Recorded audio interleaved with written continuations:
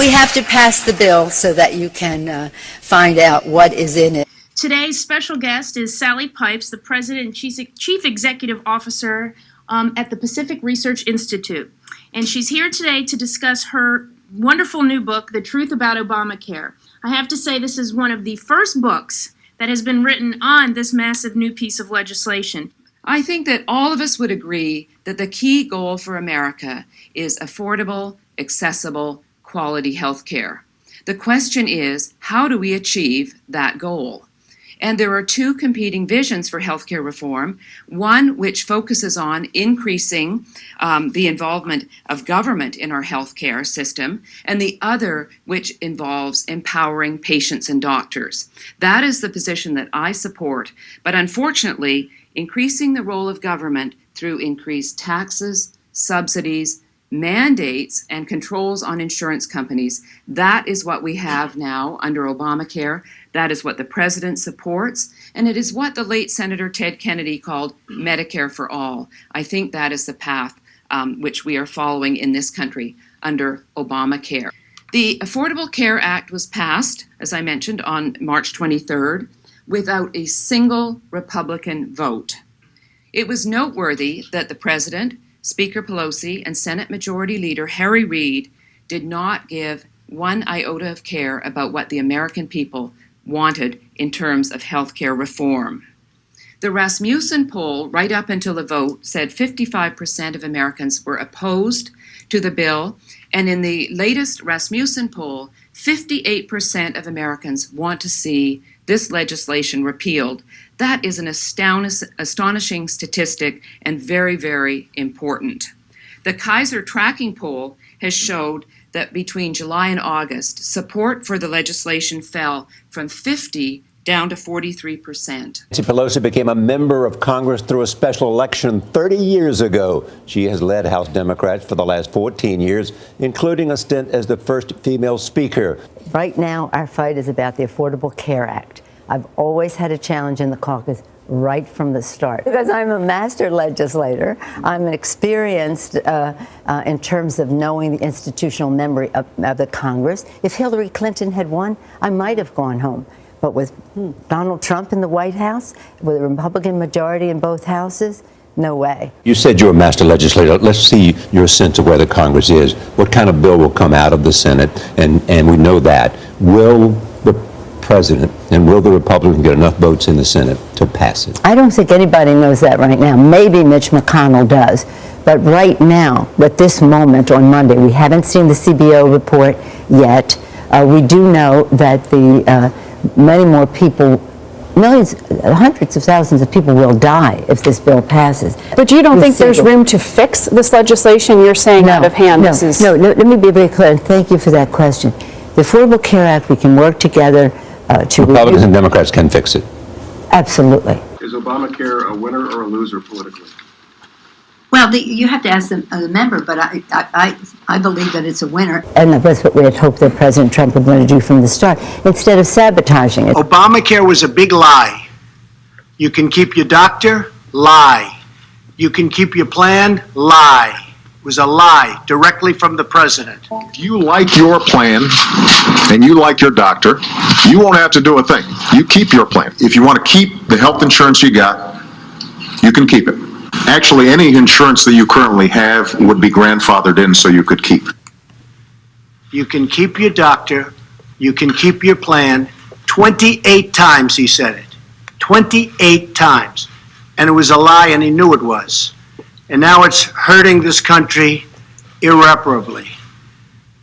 Premiums are so high that 6.5 million Americans chose to pay a fine to the IRS instead of buying insurance, the famous mandate. We will pay not to take the insurance. It's called the Affordable Care Act. It's called the Affordable Care Act. Affordable. Affordable. There's a reason. Affordable. Affordable. Affordable. Affordable. Affordable. The reason they changed the name of it is because they wanted to get away, their opponents, in the word affordable. Some of the ills of it are because of the Republicans, when they took power, not renewing some of the things that were in there. One more misunderstanding I want to clear up. Under our plan, No federal dollars will be used to fund abortions, and federal conscience laws will remain in place. There is a good chance you could soon be paying for abortions and you don't even know you're doing it. It's hidden in Obamacare's secretive abortion fees. Paul Strand reports now from Capitol Hill. Pro-life lawmakers are furious over what they call an effort to hide something important from the public. Which Obamacare health insurance exchanges will be forced by law to make everyone in them pay a monthly surcharge to pay for abortions for those who want them. These exchanges are encouraged to talk as little as possible about this fee. Many pro-life Americans may unwittingly purchase pro-abortion plans because of a marketing secrecy clause embedded in Obamacare, which stipulates that the surcharge is minimally disclosed and only at the time of enrollment. In other words, bury it in the fine print. Every month, people will be getting their insurance bill, and they'll look at their breakdown of their charges, and there will be no charge there showing that they are paying every month for abortion. These pro-life legislators and dozens of others are going to try to pass a measure to require health plans to say plainly and prominently whether they cover abortion and will collect a monthly fee from all members to pay for it.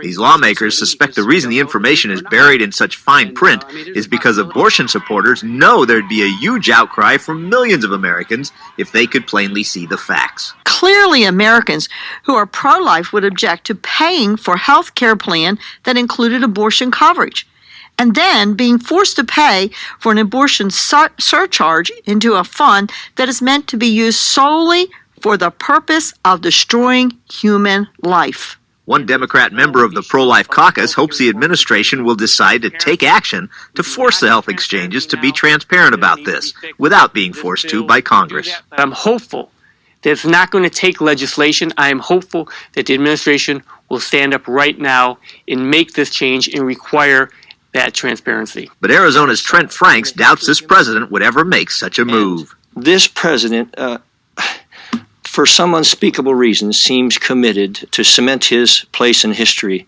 as the abortion president. In every area that even in a nuanced way or indirectly affects abortion, he is somehow one of the greatest cheerleaders for abortion on demand. Smith is angry because he says the president promised Congress this kind of thing wouldn't happen under Obamacare. It's unethical.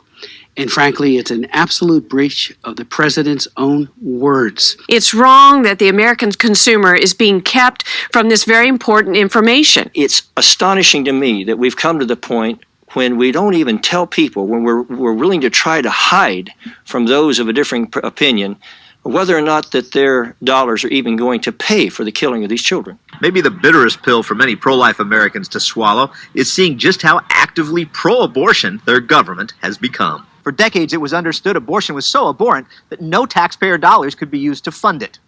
To where now, in one fell swoop, millions of Americans will be forced to pay for abortions through a monthly surcharge that they won't even know about because it's hidden in the finest of fine print. September 9, 2009, President Obama told lawmakers and the American public in a specially called joint session of Congress on health care reform, right behind us, on the floor of the House, that, and I quote him here, under our plan, no federal dollars will be used to fund abortion in this world.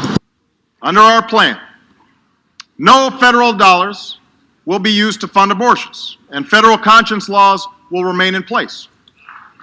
The President issued an executive order on March 24, 2010 that said, and I quote, the act maintains current high amendment restrictions governing abortion policy and extends those restrictions to newly created health insurance exchanges, close quote.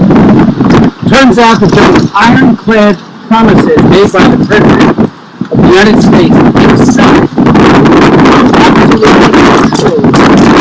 ranked right up there with President Obama's off-stage deception that if you like your health care insurance plan, you can keep it. Facts 2013 Lie of the Year.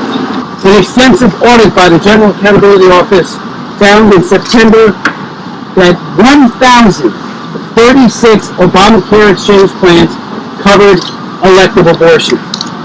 GAOs also found a separate billing of the abortion surcharge, as it's called, required by the Act, is not being enforced, and that the abortion funding premium is again in 2015 being illegally rolled out in the total cost of the plan.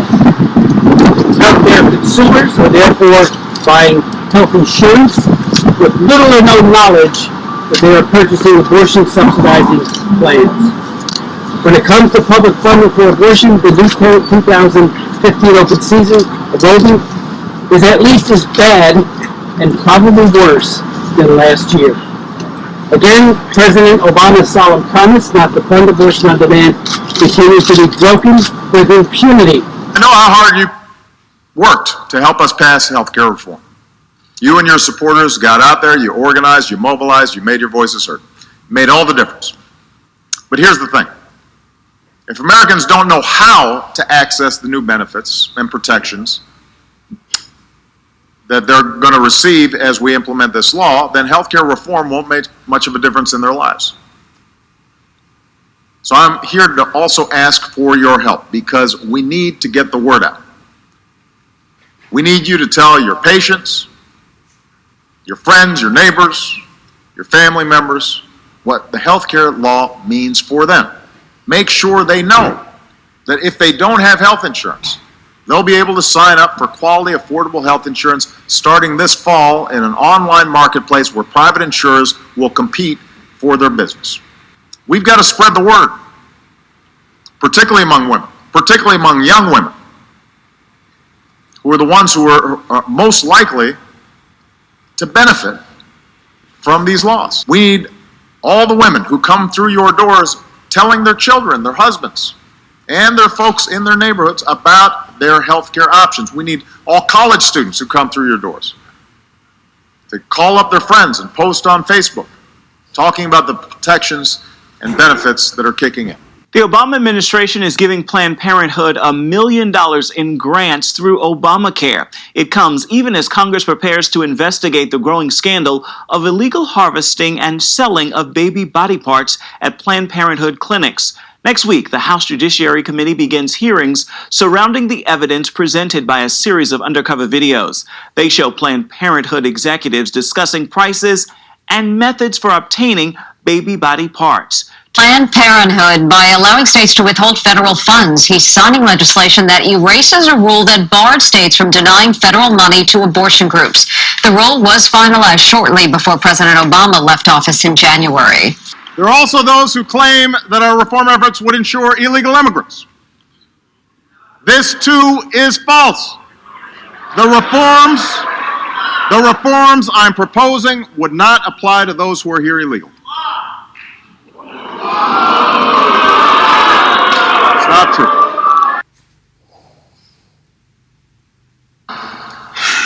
Honorable House Speaker Nancy Pelosi saying that the government-run health care plan won't cover illegals. That's the headline. My next guest is reading the fine print. He says illegals can indeed get in because there is nothing really to keep them out, and that putting them in will mean we have to dole out billions in extra dollars. Ira Melman is from the Federation for American Immigration Reform. So, Ira, I'm hearing from those in Congress saying, no, that's not true. It's not there. Illegals aren't going to be covered. There's everything in the fine print here that says they won't be covered. You've read the fine print. You say they are covered. Well, what the bill says is, as you point out, illegal aliens are not going to be eligible for these benefits. But at the same time, there is absolutely no mechanism that prevents them from taking advantage of it. And what we've learned is if there's nothing to prevent people from taking advantage of a benefit, they will. And it's not by accident that this language doesn't exist in the bill. It was offered as an amendment by Representative Dean Heller when the House Ways and Means Committee was marking up the bill about a week and a half ago, and it was voted down by a party line vote. All the Democrats voted against including language that says that somebody who shows up says, I want government health care or I want government subsidies to buy private health care have to be run through existing government databases. That was the language in Representative Dean Heller's bill. It was voted down in a straight party line vote. So without any mechanism to prevent people from taking advantage, they probably will. That gang of 8 may drop out if people who came here illegally wind up qualifying for Obamacare. I've got Fonzie from the car wash place in Miamisburg you probably come to all the time. It's a terrific place. Fonz, The Affordable Health Care Act, Obamacare, says it doesn't apply to illegal immigrants. But there's a question, Fozzie, about whether or not we have immigration reform and 11 million people suddenly become legal. Should they qualify for Obamacare? I don't think so. I just flat out don't think we can afford it. And we'll all be broke. But it could happen. The Senate's Democratic majority, led by Senator Harry Reid, just voted down a GOP amendment to deny Obamacare benefits to illegal immigrants who are given some kind of legal status that's short of citizenship. Republican Senator Jeff Sessions says that shows Democrats, quote, want to extend free and subsidized health care to illegal immigrants. Thanks to a loophole, illegal immigrants might soon be able to sign up in California for Obamacare. A new measure here that Betsy McCoy, who joins us, says will burden California residents with the costs.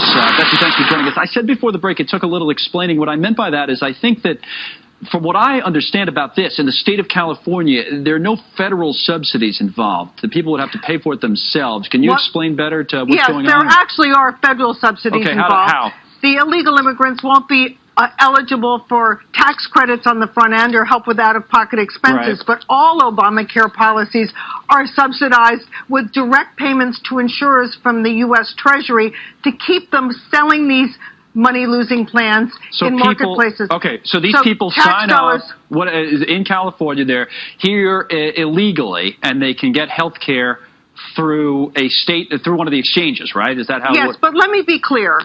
Despite what you've heard, there are many, many programs in this health law, Obamacare, that are targeted directly to providing health care for illegal immigrants. And the Obama administration already spends billions with a B, billions of dollars a year on health care for illegal immigrants. You've got the community health centers all across the country, federally funded, catering almost exclusively to illegal immigrants. You've got emergency Medicaid, especially prenatal care, labor care, delivery care, almost exclusively for illegal immigrants. Right. You've got CHIPS so the plus costs get passed prenatal along care. to the rest of us is the point. Yes, Right. and the cost is going to go way up, sadly, tragically, when who knows how many pregnant women from South America who are fearful of carrying the Zika virus arrive in the United States to give birth to a child. Their labor and delivery costs will be covered here, and the lifetime cost of caring for this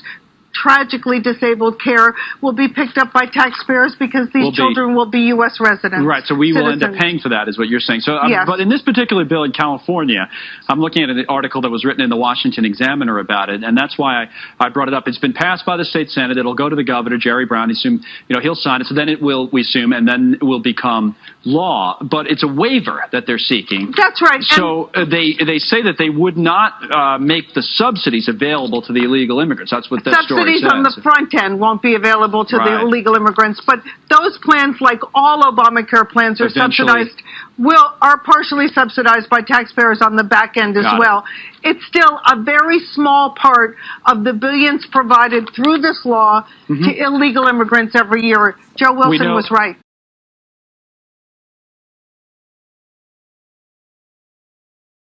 The Obama administration has said that the remaining uninsured that aren't covered by the bill, that the majority of those are illegal immigrants. And I wanted to know what you thought about that, and basically. Right. Well, if we break down the 46.3 million Americans who, according to the Census Bureau, are uninsured, of course, nobody in this country can be denied health care because we have a federal law called EMTALA. You can turn up at an emergency room, a community hospital, or a community clinic. So 14 million are eligible for Medicaid and S-CHIP. About 17 million are people who are earning over $50,000 a year. Two-thirds of them are young people, like this chap at the back, who decide that health insurance is not a good deal for them, and so they don't buy it. They'd rather spend money on taking a girl out on a date or, making a car payment, not spending $500 a month on insurance. We have about 10 million who are chronically ill without health insurance for 2 years or more, and those are the people I think that we really need to take care of. And if instead of Obamacare, if they had put money into the high-risk pools, 25 to 30 billion, to beef them up until we get a competitive market working in insurance, that would have been a good thing to do. There are about nobody knows how many illegals are. We don't have the exact number, but it's somewhere between 7 to 10 million people are illegal immigrants and who are part of that number of the uninsured. Massive technical glitches have plagued millions trying to get on the government website. President Obama will address the problems at the White House today, and ABC's Rebecca Jarvis has more on what's gone wrong and how it's being fixed. It was supposed to be an easy way for Americans to sign up for health care online. But this morning, the Department of Health and Human Services, which spent $500 million to build the site, is admitting it's a bust. Writing in a blog post, we know using healthcare.gov has been frustrating for many Americans. They're also calling in a new batch of workers to address technical glitches and problems that have plagued the site since its launch October 1st. This is unacceptable. It has to be changed. But any system that deals with that many millions of people frequently does have a glitch. So far, 19 million people have visited the site, reporting issues like confusing error messages, broken calculators, wrong information on Medicaid eligibility, and long delays in timeouts. But even when we tried to access the site, we encountered this error, a registration page filled with question marks and incoherent data. President Obama is expected to address the issue today, but many Republicans say it's not enough. It's been a fiasco. They're now calling on Health and Human Services Secretary Kathleen Sebelius to testify before a congressional committee Thursday and explain why the health care rollout has been so sickly. We will make sure that this program works well. And for that first hearing looking into these glitches, which happens later this week on Thursday, Secretary Sebelius, who oversaw the site construction, is not expected to testify. Then her office says that it is because of a conflict with timing, George. They're really racing the clock here. They got to get these fixes in before December. They do. They have to get people signed up for health insurance by January 1st before the fines start kicking in. A lot of us reporters were given various briefings, and I guess some of these people were whistling past the graveyard that were doing these presentations to us in various ways. I think some of the folks around the table there got some of these presentations. It seemed like they made it seem, Chuck. That's right. They made it seem real pretty that they knew all of the potential problems that they were going to face, whether it was traffic or all this. And well, Chuck and Mika will tell you. I mean, we don't. A lot of it was off the record, but Mika will tell you that I, for about 5 minutes, very politely said, now you do understand that everybody's going to expect some glitches, but you all are ready. You have done everything you need to do to be ready, because if you screw up this launch, it's going to be a horrible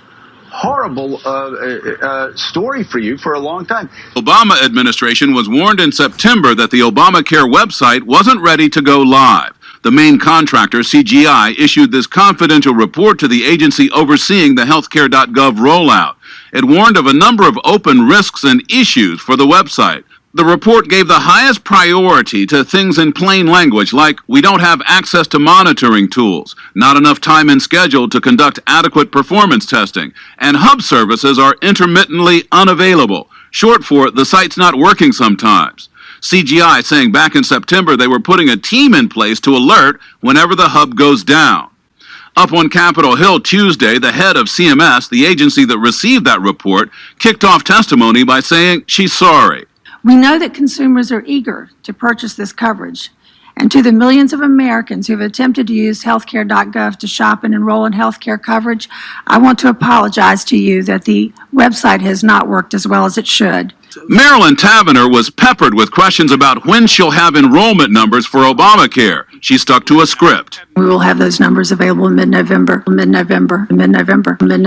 And she tried to lower expectations. She doesn't expect a massive influx of enrollees at first, in line with what happened when the state of Massachusetts rolled out its health care plan years ago. I'll remind you that enrollment does occur till March 31st of 2014. I was not informed directly that the website would not be working as the way it was supposed to.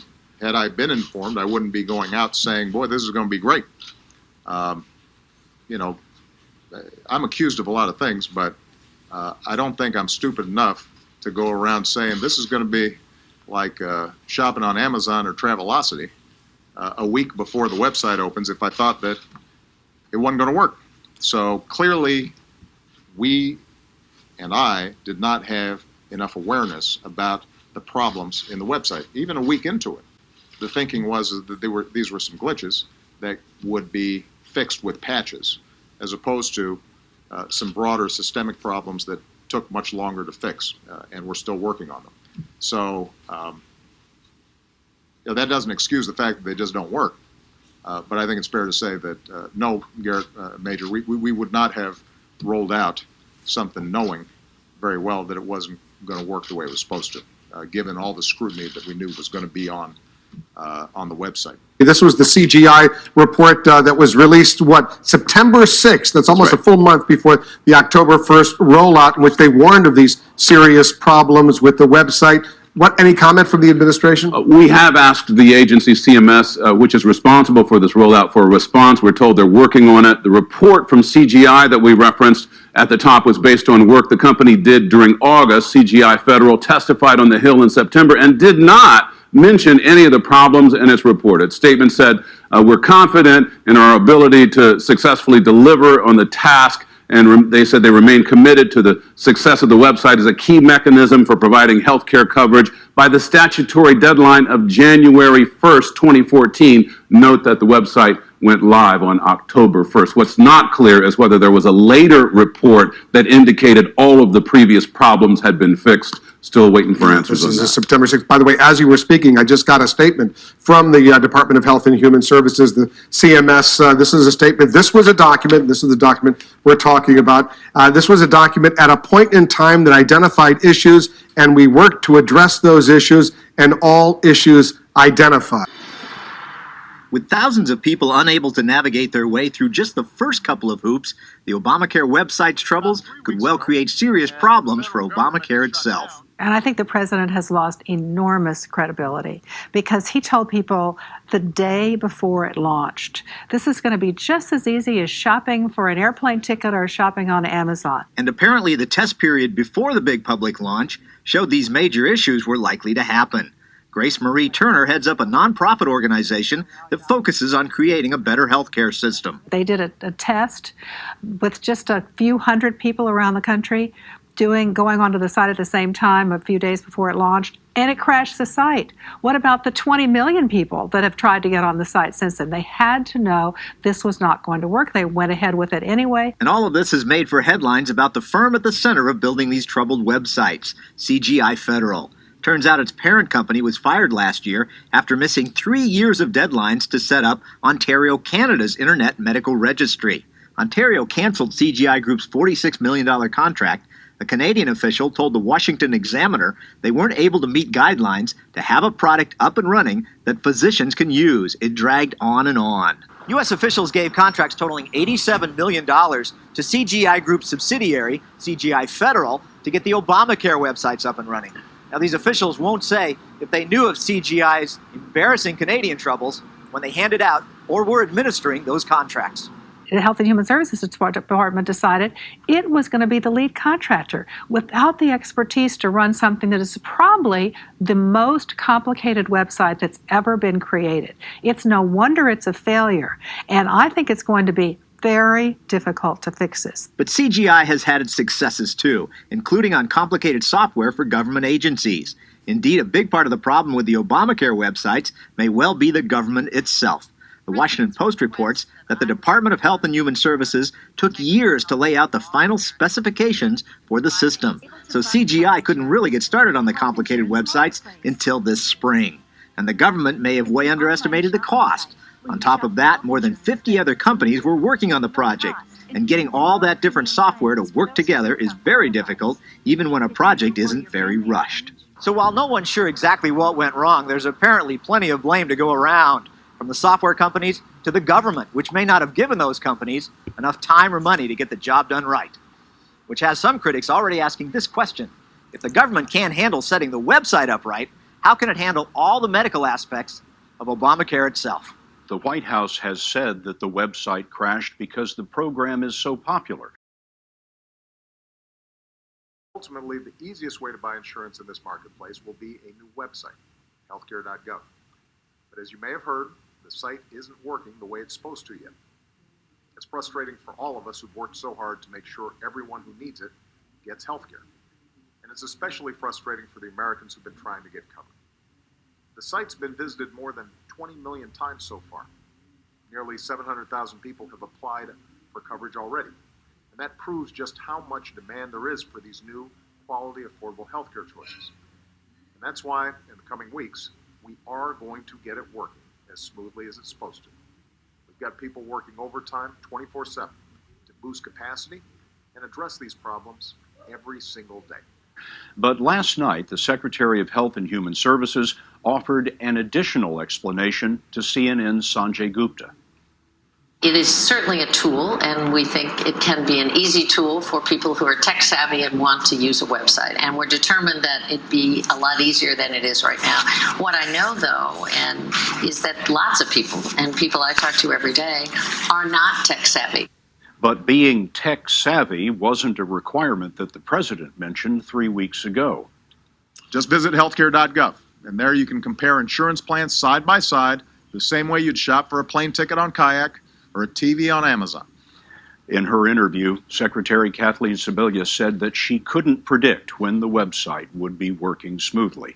Major Garrett is at the White House for us tonight. Major, what management savvy is the White House bringing to bear on this? Well, Scott, there will be outside technology experts who will work with the original website designers to achieve 3 emergency goals. 1, increase the number of people who can effectively use the website at one time. Also, make sure that people are not kicked off the website or their data isn't lost when they're in midstream. Lastly, the goal is to make sure that all data collected from consumers is accurately delivered to insurance companies. All of this was discussed here at the White House between Kathleen Sebelius, the HHS Secretary, the White House Chief of Staff, and more than a dozen health insurance CEOs, understandably rattled by the flaws in this website. Also, the White House announced that starting tomorrow, there'll be daily briefings on these website fixes. Exactly who is in charge of this project, because you're now blaming it on the contractors and saying it's Verizon's fault. So who is responsible for overseeing this project? We own the site. The site has had serious problems. Who is in charge, Madam Secretary? The person now in charge as an integrator is QSSI, one of our... Who was in charge as it was being built? Was in charge up till... At that team, who is the individual? Michelle Snyder is the... Michelle Snyder is the one responsible for this debacle. Well, excuse me, Congresswoman, Michelle Snyder is not responsible for the debacle. Hold me accountable for the debacle. Okay. I'm responsible. You have said America should hold you for accountable, which is why today, Madam Secretary, I repeat my request for you to resign. Becoming a proverbial punching bag for Republicans, Kathleen Sebelius again spent her day defending the program. After yet another admission, the rollout has been a mess. There is no excuse for what has been a miserable 5 weeks. Well, we know that lying to Congress is a crime, but unfortunately lying to the American people is not. He's referring to the president's promise that if you want to keep your current plan or doctor, you can. But millions are finding out that's not the case, like 64-year-old Dave Bowen of Culpeper.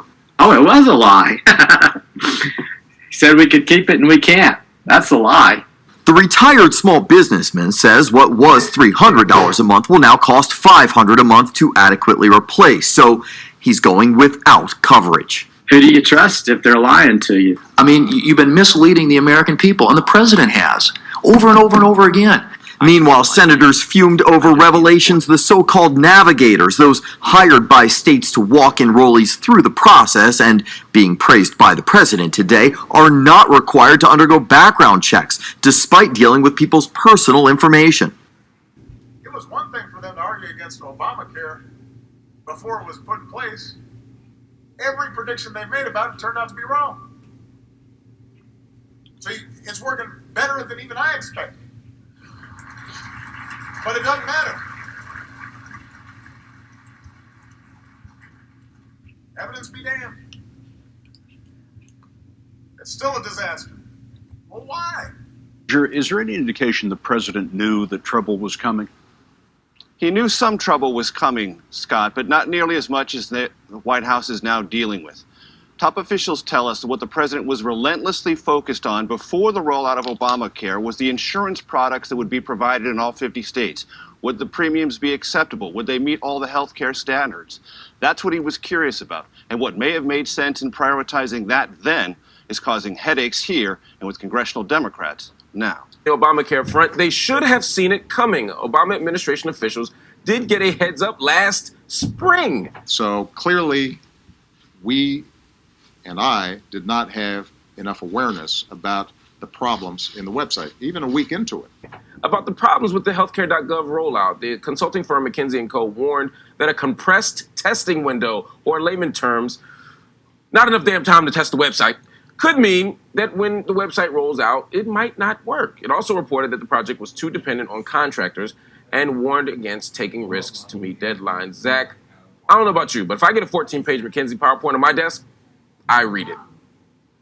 It seems like something that you might. I mean, either that or you don't ask McKinsey to do it. Yeah, there's that, right? You could pick one.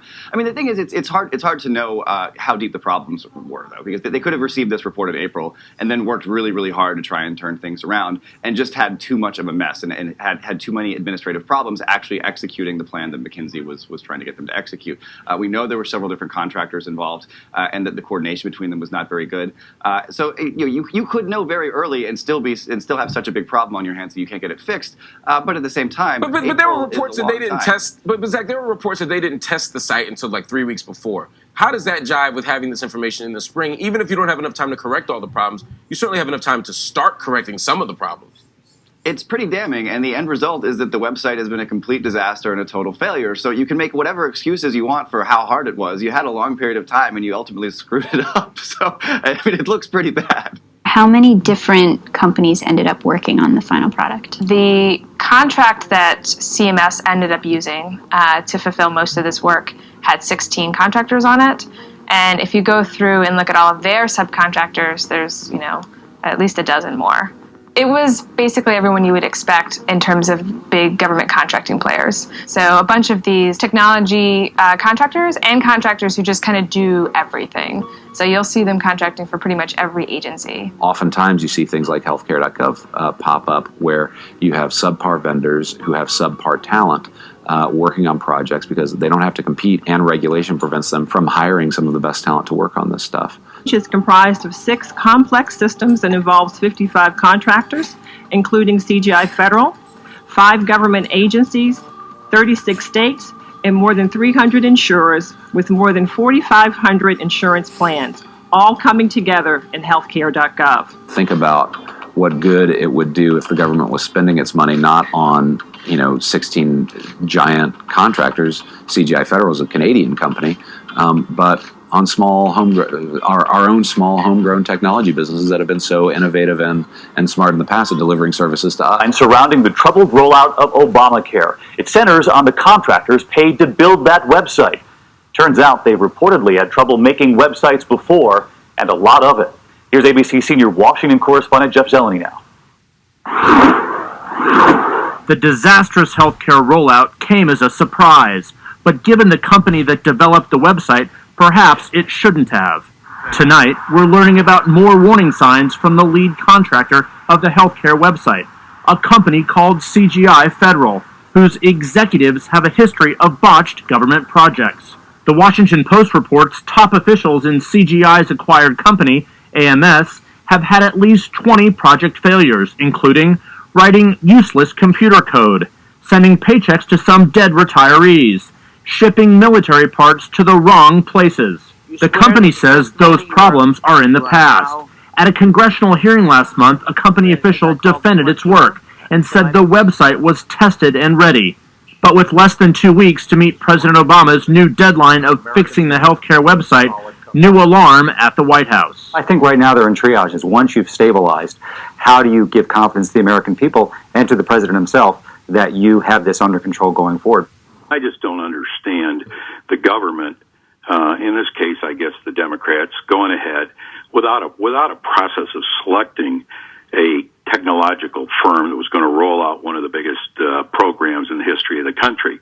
I understand that there were 10 companies that were pre-qualified, that the Democrat selected their top one, which was CGI out of Canada. If CGI was the top pick, I'd like to know who the other 9 were, because CGI sure messed it up bad. But here was a Canadian firm. I mean, I used to vet people very closely before I even had them bid. And then even after they bid and they won the bid, I would vet the process even closer. CGI was a firm out of Canada that, for crying out loud, had been fired by the Canadian government for messing up a medical directory program when they were $46 million into the program and 14 months behind. That would have disqualified them immediately for me, as far as I was concerned. But evidently it didn't. Well, there actually have been additional reports about the ties between this company and members of the administration at the White House. There have been some reports, I think, in Investors Business Daily written about this, and you may want to go into it. Investors Business Daily. Investors Business Daily. I found the article. I think they are referencing that CGI is a company based in Canada. They're behind the liberal-launched Canadian gun registry that was also plagued with problems. George Schindler, CGI Group President for U.S. and Canada, became an Obama 2012 campaign donor after his company won the Obamacare contract. It goes on to say that the Vice President of CGI Federal is also a former college roomie of Michelle Obama's. President, even just a few days before the rollout and the opening of the website, the president was with Bill Clinton in New York, and he told the American people that this was going to be easier to use than Amazon, that people were going to have rates cheaper than their cell phone bill, and if you like what you have, you can keep it in terms of your insurance and in terms of your doctors. We're talking to churches, we're talking to various civic groups, and what we're saying to people is, look, just go to the website yourself. Go to healthcare.gov, take a look at whether this is a good deal or not. Make your own decision about whether this is good for you. Because what we are confident about is that when people look and see that they can get high quality, affordable healthcare for less than their cell phone bill, they're going to sign up. This has been a huge debacle. Just the issue of security and identity theft has been huge, to the point that it was a front page story in the New York Times on Sunday morning.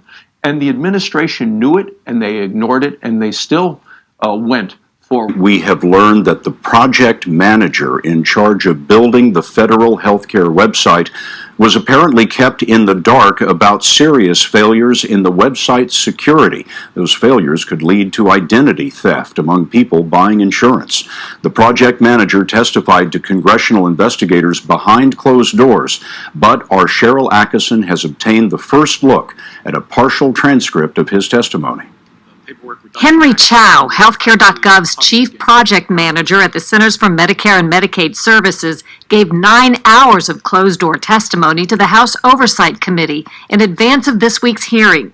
In excerpts we've obtained, Chow was asked about a memo that outlined important security risks discovered in the insurance system. Chow said he was unaware of this September 3rd government memo written by another senior official at CMS.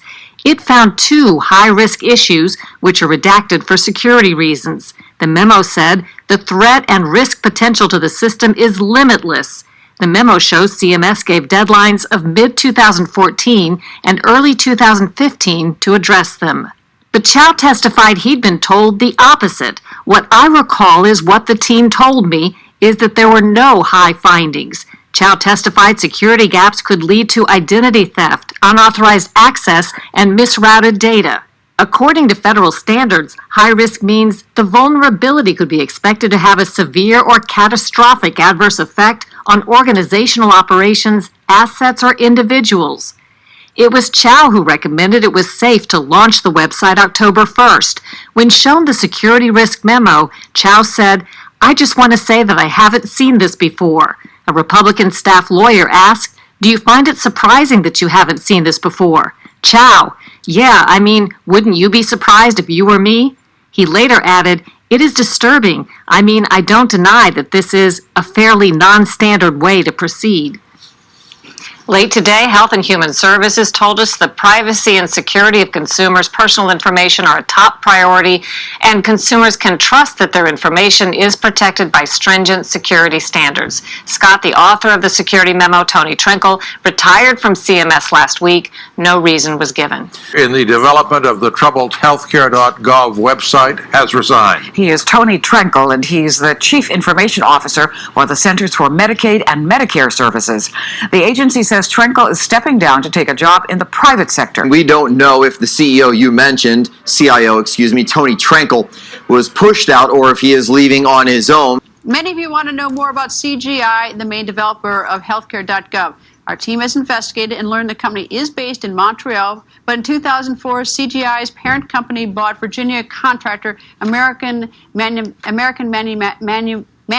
Systems, if I can get that one out. And there's more. It turns out AMS has a troubled past, botching at least 20 other government IT projects. Washington Post reporter Jerry Markin is here with more. He wrote an unbelievable story in the Washington Post. Tell me, healthcare.gov has problems? Healthcare.gov not only has problems, but the problems are very similar to the problems that this predecessor company of CGI had, American Management Systems, AMS, as you said. What are CGI's problems? Well, I mean, the problems with healthcare.gov are what we know. I mean, just, glitches, sending out wrong information. And the systems built by this predecessor company, of which many executives now work at CGI, had similar problems. For example, this AMS built a computer for the Philadelphia school system, and it wound up sending paychecks to dead people, to dead employees. It put in a system for the Defense Logistics Agency, and it wound up shipping military parts to the wrong vendors around the country because the system had wrong information, which is somewhat similar to what we're seeing now. Well, did CGI come in and buy AMS to sort of basically clean it up a little bit in 2004, and did it clean it up? That's what they say. And, we looked into CGI's recent history as well, and they've been better. They haven't had as many terrible problems as that period, but they still have had some problems as well. In fact, another subsidiary of CGI, which grew out of this AMS, was the primary builder for 3 of the state Obamacare exchanges in Hawaii, Colorado, and Vermont, and those have had major glitches as well. How does CGI get these contracts? I mean, is this the best we can do? And well, I knew you were going to ask that, and that's an interesting question. We don't know for sure. What we do know is that they had done a lot of work with the Department of Health and Human Services in the past. So at a minimum, it seems like HHS knew them. Although, as the story said, they weren't always happy with their work, because I wrote about another previous contract where HHS had rejected them because of performance issues in a previous contract. So there's, I think, more to be told about how they got the contract. Do they at least guarantee their work, or do we paying them more when they don't do a good job? That's up in the air right now. I think we're certainly probably going to wind up paying more in the end to fix this website, but I think at this point they're just trying to fix it, and they'll figure out the money later. Are we continuing to give CGI contracts? CGI has gotten $2.3 billion in contracts just in the last 2 years since they were awarded the Obamacare contract. So, yes, whether we're going to continue to give them contracts is another story, but a lot of federal agencies have used this contractor and hired them repeatedly. Are there a lot of CGIs out there, for other agencies? I mean, maybe I would focus on that, but we're hearing a horror story of, right. of this website. Right. I mean, is this just like this Washington? It's not uncommon, to have IT failures. It happens. But is to have companies that have sort of a history of having mistakes that we keep hiring them over and over? Yeah, I'm afraid I think it has happened before. But what was unusual here was when you look back at the AMS period, and remember, the former AMS executives now running the CGI Federal, the number of projects, like you said, that they botched, 20 in 5 years, was astonishing. The new health care law includes massive subsidies for those who do not have employer-provided insurance and buy it on the free market. But analysts have found a big wrinkle in the way the subsidies are provided. They would impose a significant penalty on getting married, making it unaffordable for many couples because of the cost of health insurance. Listen. I'm a senior fellow at the Manhattan Institute, and I'm the author of Women's Figures, an illustrated guide to the economic progress of women in America that looks at how women have moved increasingly into the workforce over the past half century. I fully agree that everybody should have access to health care, but the way this bill is structured, there are disincentives for women to marry and disincentives for women to work. And for a bill that's supposed to make Americans healthier, these disincentives are truly startling. Beginning in 2014, when the bill takes effect, Americans will find it more advantageous to stay single than to marry, even more so than under the current tax code.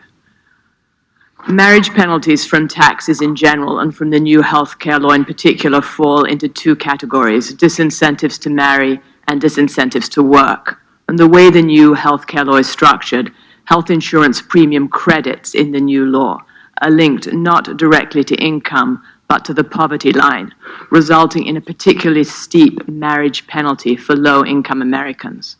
And this arises because with $10,890 as the poverty line for one person and an additional $3,820 for a spouse, marriage means less government help with health insurance when a couple gets married.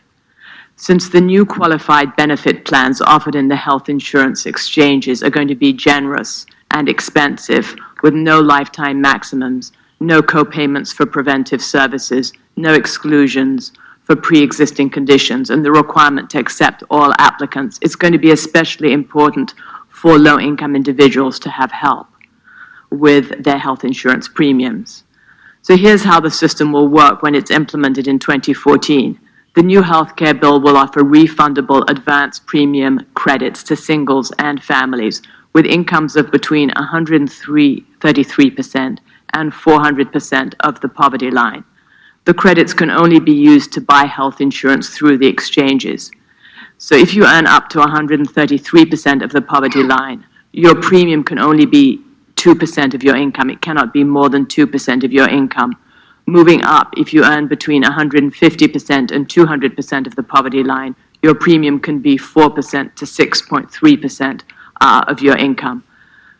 Up to 400% of the poverty line, it can only be 9%. So the more you move up, the higher premium you have to pay.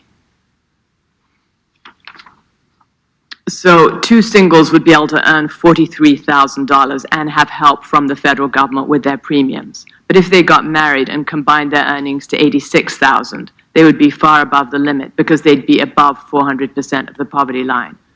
As a married couple, the most they could earn and still get government help with health insurance premiums would be $58,000, which is a difference of almost $30,000 or 32%. And this is a substantial disincentive to get married. Such marriage penalties exist even for couples below the poverty line when they're married. So if we look at the example of June and Jake, for example, living alone, each one earns, say, $21,780, putting them at 200% of the poverty line. Unmarried, their premium would be about 6.3% of their income, or $2,744 in total. But let's say June and Jake were to marry. Their combined income would be $43,560, about 300% of the poverty line for a family of two. That would push their premium close to 9.5% of the bracket, or $4,138 out of their combined income. That's a marriage penalty equal to about $1,200, which is a substantial disincentive to getting married. The penalty also exists for single mothers. Say Sally is a single mother earning $44,130, putting her and her baby at the 300% of the poverty line. They would be eligible for the health insurance premium assistance credit. But what if she were to marry Sam, the father of her child, who earns $43,560 and who's at 400% of the poverty line? Their total earnings at $87,000 would exceed the 400% poverty line for a family of three. Married, they would no longer get help with their premiums from the government. Unmarried, they would. So I would argue that even though healthcare is something that every American should have, the way we have structured the program provides a disincentive to marry, and when couples are married, a disincentive for the woman to work. And this needs to be addressed. Now, why? Because the new law provides generous subsidies for those without insurance or those who lose it to buy health coverage on new exchanges created by the law. And people would get very generous government subsidies, somewhere between $7,000 and $14,000, depending on one's income level. That is the rub. The incomes are based not on an individual, but on a family, and that creates a perverse incentive. But we have to pass the bill so that you can find out what is in it away from the fog of the controversy.